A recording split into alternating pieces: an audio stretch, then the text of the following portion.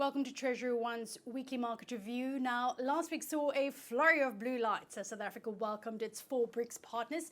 There's been a lot of discussions around a common currency, expanding trade, and so on. But the most significant step to come out of the event is the addition of 6 new members to the club. And combined, the group now represents the largest share of oil producers, which could make for some interesting trade dynamics. But apart from that, the only other commonality seems to be the need for a less Western-dominated world order.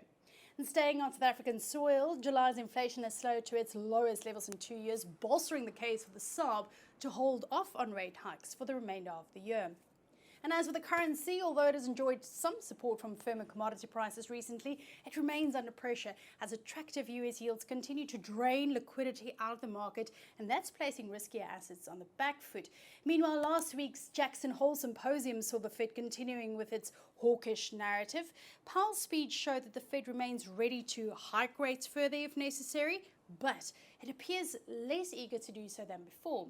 The Fed will be looking to the latest PCE core inflation figures. They're out on Thursday, as well as a string of labour data throughout the week to determine whether further moves are necessary at all. Now, some of the recent data show a loss of momentum, and a cyclical downturn will likely begin before the end of the year. Last week's global PMIs out of the UK, Eurozone and US, they were all weaker than expected as economies are starting to reflect the tighter monetary conditions. And it points to slower growth, weakening the argument for further rate hikes.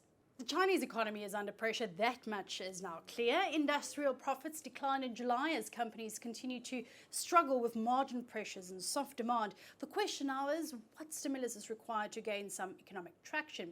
And while everyone was holding their breath, hoping China would provide some global growth momentum, at this stage it doesn't seem likely. But some countries should be more concerned than others. A team of ETM analysts ranked those emerging markets most impacted by Chinese downturn. And the podcast on the topic is out now on Spotify. You can look for it. It's called Reset the Frame.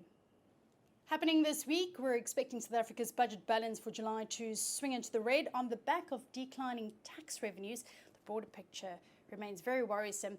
That data will be out on Thursday. Then July's PPI inflation data will also be out on Thursday, with a slight pullback expected, but risks to upwards inflationary pressures remain on the horizon, like the increasing oil prices and the cost of insulating from load shedding.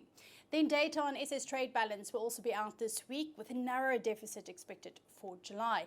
Elsewhere, we'll be taking note of August's CPI figures out of the EU, with a small decline expected as a rebound in road fuel contributions will offset downward pressures from food and core goods. A bigger drop is expected once again in September. Now, this inflation outlook will determine whether the central bank hikes rates again or concludes its hiking cycle. That then the week that was and the one to come for the markets.